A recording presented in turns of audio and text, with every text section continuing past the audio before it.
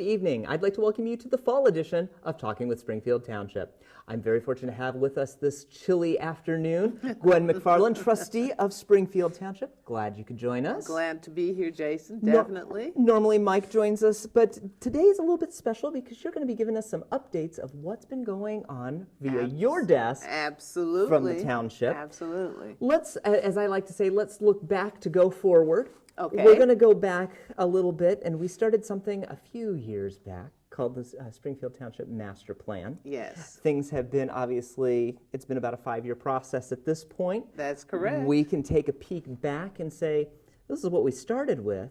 Now the comprehensive plan has moved in 5 years. Mm-hmm. Are we moving in the direction in which the plan needs to be? Obviously, it's a living document, so it's kind of been ever evolving. But are we where we should be from 2010 to 2015? As you said, Jason, it is a living, breathing document. So let's go back, reflect back to 2010, 2011, when we actually began working on the comprehensive plan. And if you can remember, we pulled in about 12 neighborhoods from in the township. Mm-hmm. And each neighborhood was represented, and we ended up with a committee of 80 individuals, and they represented all aspects of the township, each neighborhood, and it was a very diverse community. It was a great community, and they together helped create the pathway for the future of where the township was moving to. Mm-hmm. So we've had periodic meetings since then, and we're scheduled to have another meeting in October with some of those 80 members just to look at where we are today in October. So what we're focusing on now is the staff is looking at some of the core initiatives that we created back then. Mm-hmm. So we're looking at, and they're putting together action plans. And these action plans are going to be related to the parks. You know, where are we with the parks? Where do we need to go with the parks? It's going to look at the creation of how we can continue to look at supporting and working on our road situation. As you know, that's always been, the infrastructure has been a problem. Absolutely. Since we had 4 levees that failed, so, the money has just not been there, and so we've had to pull out of the general fund. Mm-hmm. And then the core business district, that's another initiative that we're looking at. Where are we with the core business district? Where were we then? And where do we want to be? So looking at this, not necessarily considering it a reunion, so to speak, our 5-year reunion. Our 5-year, and we were looking at the 5-year budget projection as well. Well, and it comes time with that full circle, looking at this, and obviously these are items that were important in 2010, has still maintained in 2015. Obviously, there are needs to go forward. Obviously, things like the parks and the roads are things that were not easy to talk about then. Absolutely. And again, we looked at some failures, unfortunately, but we're also going to probably look at means to succeed at this point. Because isn't there a park coming up soon, Frost Park, isn't it, that we're working on? Or Frost or Warner? Warner, I'm sorry, the Warner, yes. Warner part. So you've got some things going ahead, but you've also met some difficulties getting to that point. Absolutely.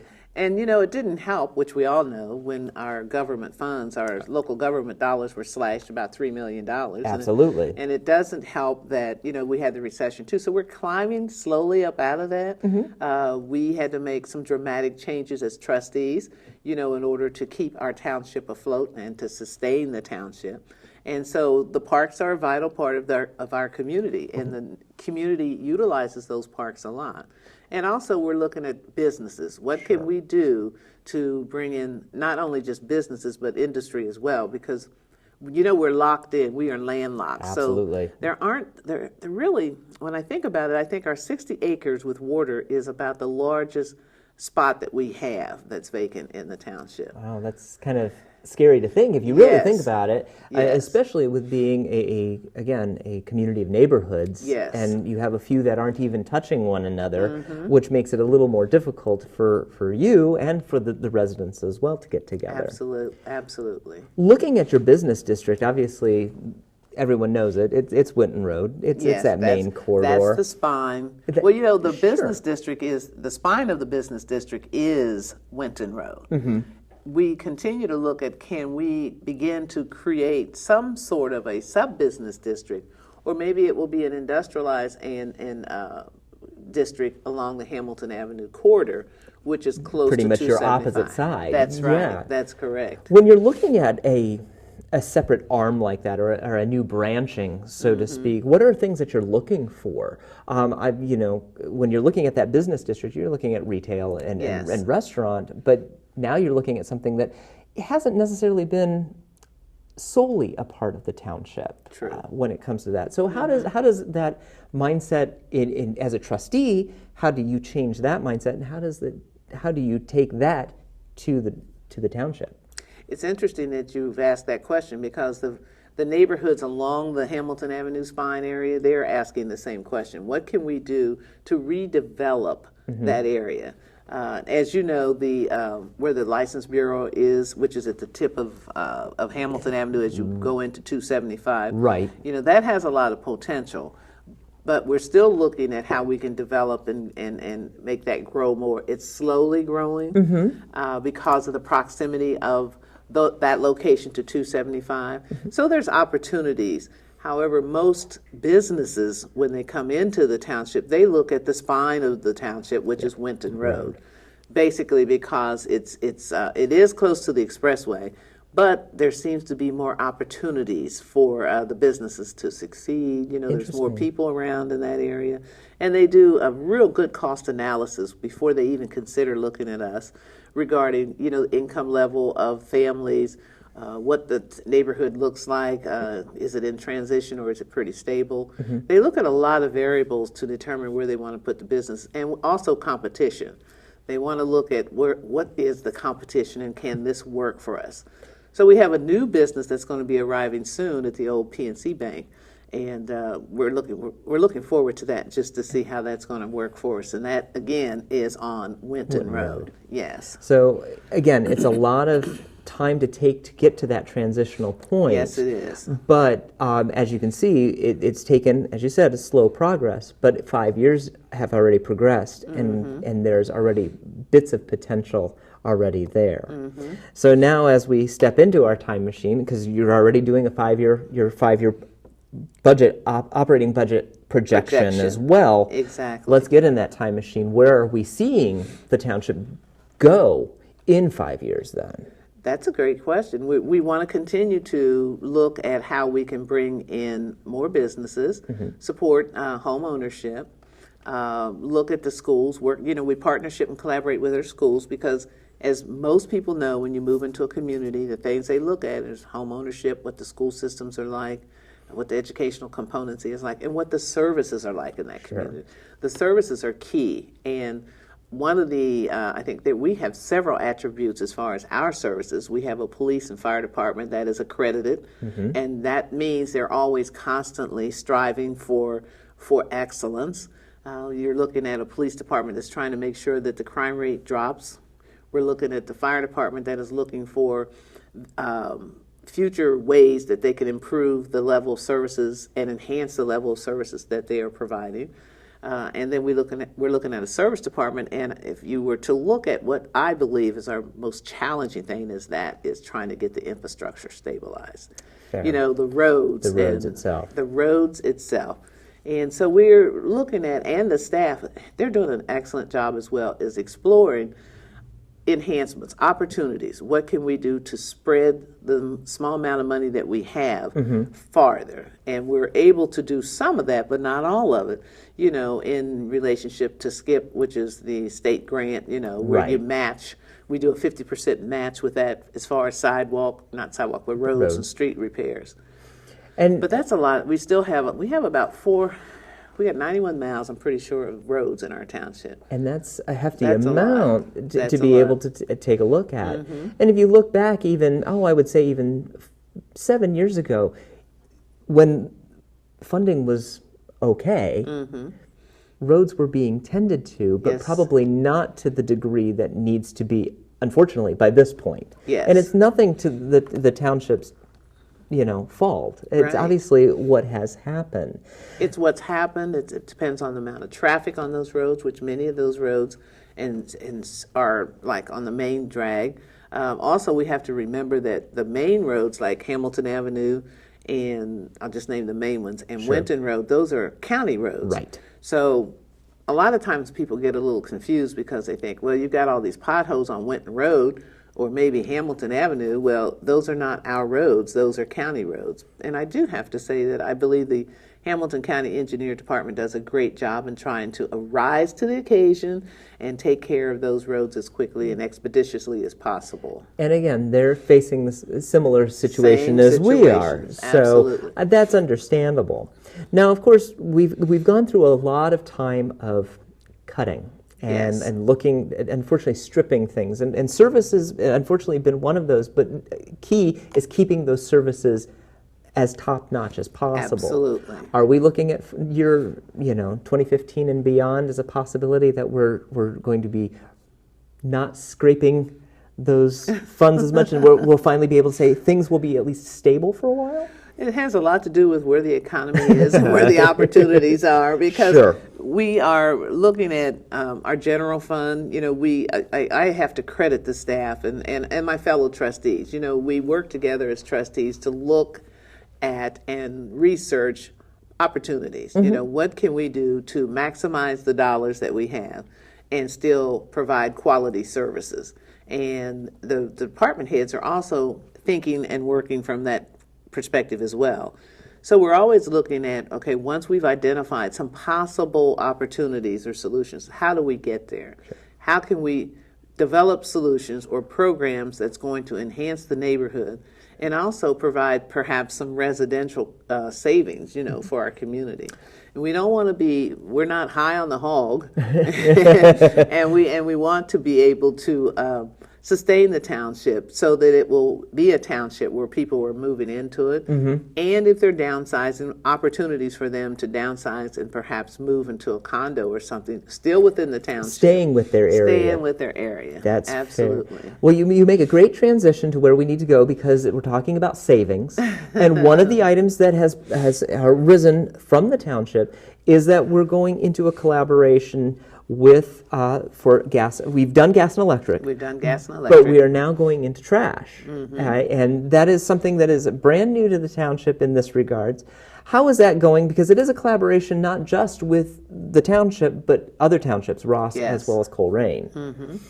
Well, let me just go back with the gas and electric aggregation. As I said, we're always looking at ways that we can enhance and be a cost-saving opportunity for the residents. So with the gas and electric aggregation, we're saving residents about $1,500 per year.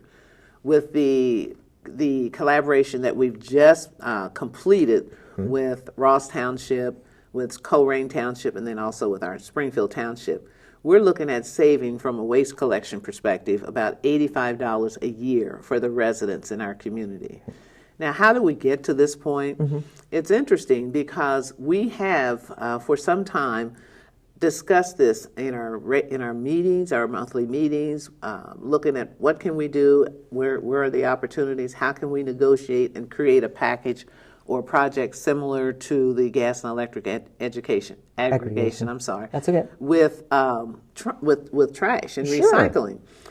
So we all put our heads together and worked on. After researching, we identified that there was potential for us to save money for our residents. And to do that, we knew that we'd have to collaborate with other communities. So by collaborating with Ross Township and Coleraine Township and our township, that consists of about 40,000 households.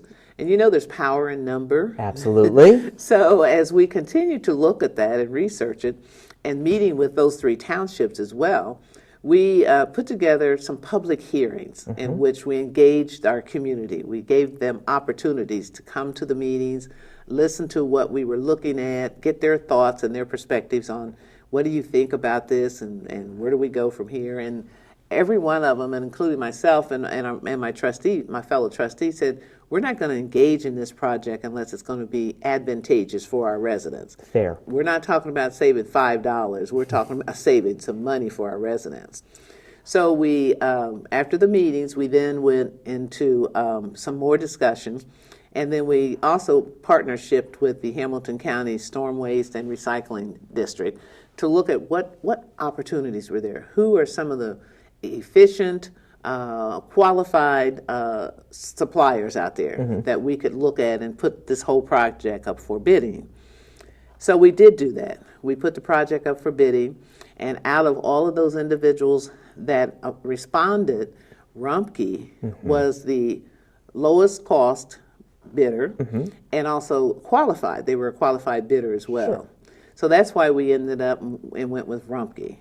And Rumpke has been willing to work with all three of the townships and look at how they can provide efficient, cost-effective services for our residents. So that's a great thing. Sure, and again, we're looking at other means of cost savings, as Yes. we are. So now that it has gone to the trustees, it's gone to a vote. Yes. I believe Coleraine has also agreed to it already. I believe Ross Ross has has- says as well. Exactly. When do we begin the process of actually seeing this take effect? The actual reality of the process, the end result, is going to be April of 2016. And the length, the reason for the delay, I guess you could say, between now and April is? They have to get a lot of things, put together. Just as this is a new thing for Rumpke as well. Okay. They also are looking at some of the things we negotiated with them to make sure they can have that in place. Okay. For the residents. So what they're looking at, what we're doing is making sure we have all of our eggs in the same basket. We're also looking at some of the things that we expected them to be able to provide for us. For example, we know that it's going to be less money that our residents will be charged. We also wanted to have a recycle bin, so they're going to give us a 65-gallon recycle bin free to the public, which is really, really great. And the other thing is the rate is locked in for 5 years. Those were some of the things that we negotiated on. And that'll obviously be something that will be negotiated 5 years from now, Yes. once that term of the contract is readily available. Okay. So thus far, the residents are really, they're excited about it. We're excited about it. And we just want to see it come to fruition. But Sure. again, it's another way that we as trustees and our staff have looked at and explored visually opportunities and solutions to help decrease spending for the residents in our community. It's great to be able to see something like this as a collaborative event between three communities. Yes. The ironic, or the even better thing that we see in the township is that your internal collaboration is always top-notch as well. You've been an Yes. innovator when it comes to that. Again, this is something that has helped save money as well. How has this internal collaboration helped you as a township moving forward as well? But one of the things that I really truly believe is the collaboration internally, the department heads, the communities that surround us that we interact with, they all understand the importance of collaboration and shared services and mutual aid. All of those are shared services that we've had in place for quite some time. Sure. And so they understand the opportunities that are there, and that includes the departments as well. So when you look at internal collaboration, I think one of the big things has been how we have shared basically the nuisance. What we've sort of done is had departments pick up some of the responsibilities of identifying where some of the nuisances were in the township. That's been conducted by the by the by the police department, and then the service department comes in and cleans up the system, and then we have two of our staff in the fire department who are going to be trained to go out and identify nuisances as well. And so that has created an opportunity for us to maximize the staff we have and yet not bring in additional staff. And it's not cutting any other services at this No, point. it's You're not. now almost enhancing what you have. And we're teaching, we've entered into a training program for the police department so that once they are trained in how to become first responders and are comfortable with that, they can take on some of that role and responsibility as they are waiting for the fire department, to arrive on the scene. Have you been met with any resistance when it comes to something like this? Because as they all say, change is a difficult Change thing. is a difficult thing. This is something that has almost become part of survival at this Yes. point, which I do want to say the township is somewhat trying to remove itself from that survival mode. It has gotten to that stability point where these new ventures can now be implemented. Have you been met with any resistance when it comes to this? Initially, there may have been a small amount, but nothing to create any any problems for us. The staff seem to understand clearly that this is a role that they're capable of taking on, and if they're not, they're willing to be trained, to move in that direction. And change is challenging at times, but I think it depends on how the information is presented and then how you engage the staff in the process. And it's amazing. Many of the staff, they came up with some of the ideas themselves, and some of them volunteered as well. Like, okay, let me try this, Well, and because I want to help the township. And that's good. I think that's the way that things need to be looked at, and the fact that how can I help the township? It's better than saying how do I protect my job. Right. So they're taking ownership. Sure. They're taking ownership with pride, and that I think is really a great thing that we see in our township when you talk about collaboration and internal consolidation and collaboration. Correct. Now, you had just made mention that police officers are now being trained to be first responders. Obviously, maybe not the first township to do it. Other places have done it before. However, what are you seeing this as a benefit for the township? Obviously, since it is so divergent, so to speak, with pieces being broken off here and there, do you think this is going to be a much better help than, say, the collaborations that you may have with maybe Forest Park, with their fire department? Not to say that won't go away, but I hope you understand where I'm getting at, is that you're now having the opportunity to train internally. Yes. What I see is this is going to continue to be an attribute for the township. The individuals in the different departments they already know the neighborhood. They know many of the neighbors, and the neighbors know them. So it's almost going to be like a seamless opportunity, a continuation of services, enhancing the services at a higher level, and the community feeling a little more comfortable with who that paramedic is that they're riding with in the ambulance, or who the police officer is that stops at their home and asks questions.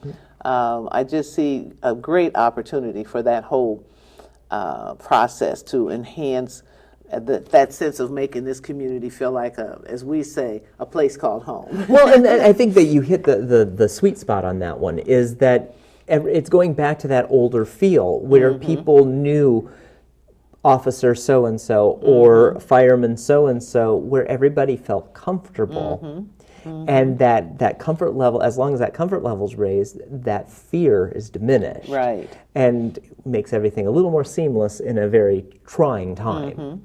So hopefully, as things go on, which again brings me to another point of what the township is trying to do as well, is not only bring that sense of familiarity, but also that communication, that bringing that conversation, as we're having here today, happens for all community members as well.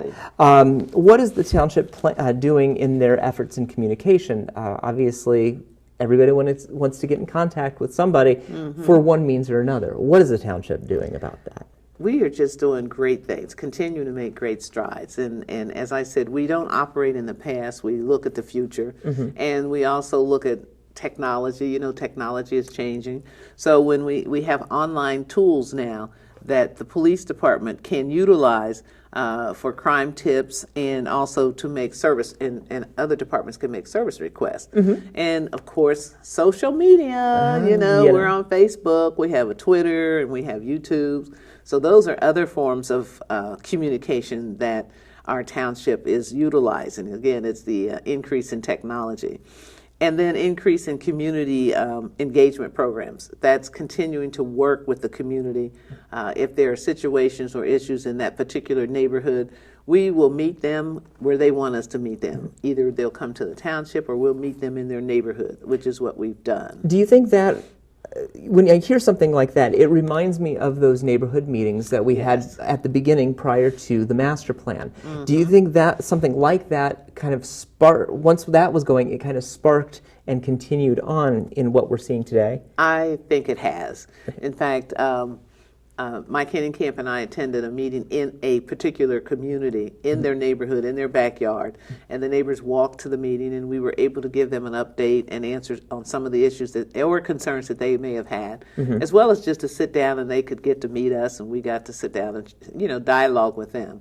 So it means a lot. It really does help create a sense of community, and it also reflects what a township is all about, which is government closer to the people. Well, I was going to say, it seems that it breaks that barrier, and in that instance really opens the door. You were outside of the walls. Yes. You're within, truly inside the township. Exactly. So obviously these are things that you're looking to continue. Let me give you an example Sure, of the most please. recent one that we've had. We have a community, Seven Hills, in the Springfield Township. The residents in that community are really stepping forward and advocating to restore and sustain their community again. Okay. So we've met with the Seven Hills community and developed some plans looking at how we can help them restore their community. And one of the things that they said was, our children, they don't have any place to play. They don't have a park per se. So, years ago, Frost School was located in Seven Hills. Yes. So Frost School, the building is no longer there, but the land is there. Yes. So we worked with Kim Flam and looked at looking for a grant to create and develop a playground there. So we were able to get a grant, in fact, 2 grants. One was a community block grant, and another one was a grant from, it's called Let's Play, and that was from Pepper. What was it? Dr. Pepper. And they put together this nice equipment. Okay. The grant went for the equipment. Okay. So then what we did was partnership with the community and the community residents, including some children. They met on a weekend. They had the residents there. They had Northminster Connect group. We had the Overflow Ministry folks and some folks from our township service department to help put all of that equipment together. And it was interesting because there were some young kids hanging around, and they participated in it too. And they said, we're going to watch this and make sure nobody messes it up until we have the ribbon cutting day. Excellent. So we had the ribbon cutting, and there were so many children playing on that playground equipment. It was just amazing. So that was an attribute where we came together, and the quote, there's unity in the community. So there definitely was unity there, and the community is watching that equipment, watching the kids that play there, making sure that nobody, gets hurt, or making sure it's utilized in a positive way. And they're like our watchdogs. Sure. So that was a real great, as I feel, a community attribute and engaging the community in the process. Well, and looking at a piece of land that may not have initially had a use. Yes. I mean, here we had to remove the building at some point, but the land was still vacant. The land was vacant. What a great way to finally utilize it. Absolutely, and the position of the playgrounds is in the front of the building, right within the neighborhood, the community. So it's not something that's way off to the back or to the side. It's within visual assessment and observation, and people can just sit and watch, what's going on there, and their kids can play and have a great time. So it was a fun day that day. Although I do have to ask, with the items that we've been talking about, parks and the issues that we've been having with our parks, who will be taking care of the park? Is it considered a township park? Yes, it's our responsibility as a township. Okay. We need to make sure that everybody understands it, but it sounds like the neighborhood will be taking care of it just as much. Absolutely. Well, we're reaching to the bottom of our time here, but I do want to be able to touch on some other things. Obviously, park initiatives, all these other great items that we're seeing, what other innovative projects are out there that you might be able to share with with members of the township that are going on currently or are going to be unveiled here soon? Well, there's a lot of great things happening. Sure. Okay.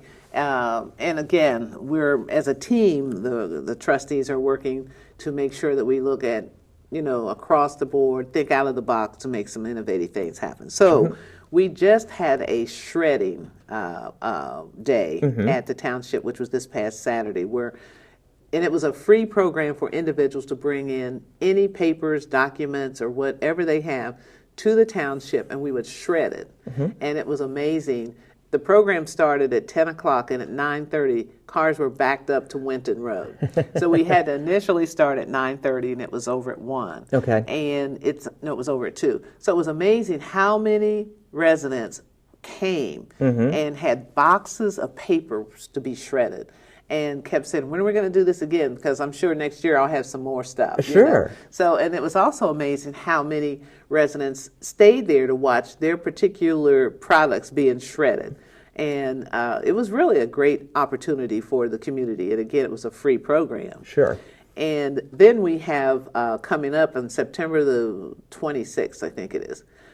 It's take-home drugs. Anybody that has medications in their home.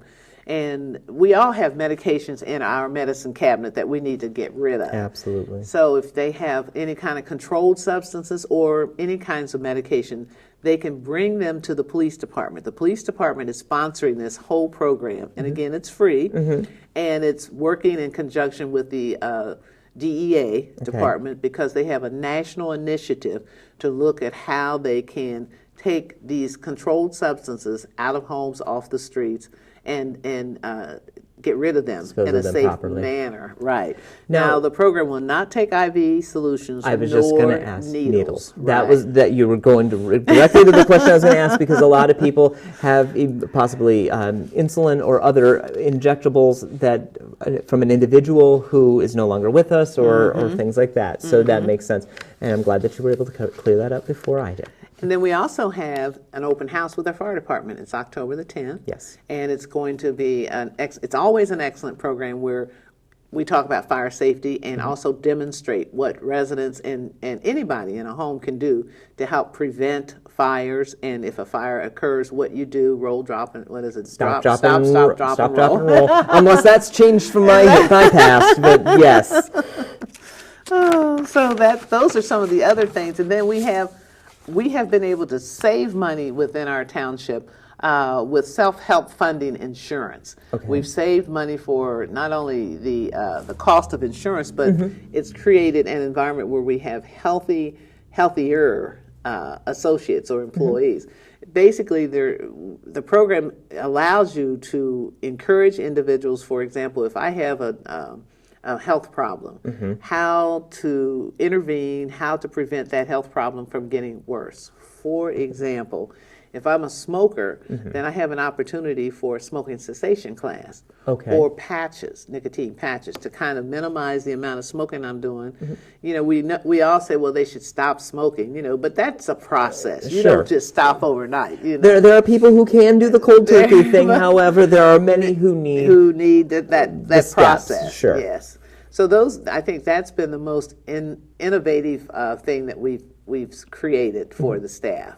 And again, and gotten better insurance rates too. And that helps you as well as helps the township as a whole. Yes. So as we look as the leaves are falling, it sounds like we are making great change and great stride as we get towards the end of the year, where we always think renew and rebirth when it comes to 2016. Oh, yes.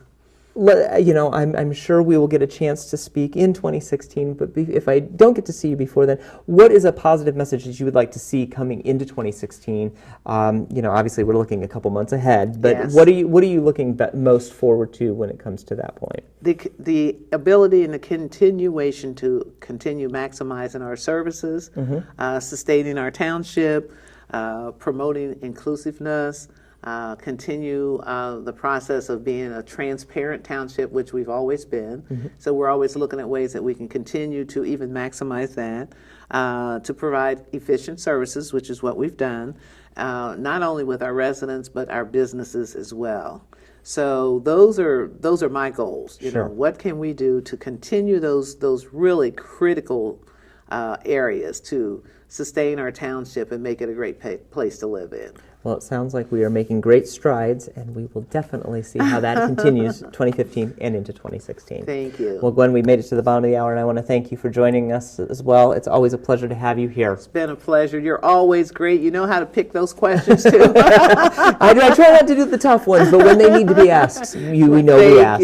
Thank you very much. Gwen. And of course, thank you for joining us as well. If you have enjoyed any bit of this, I hope you have, you can make your own program or create your own with us here at Waycross, 825-2429. We love to, as Gwen said, adding the unity and community through us here, 825-2429. Join our family. It's an enjoyable thing.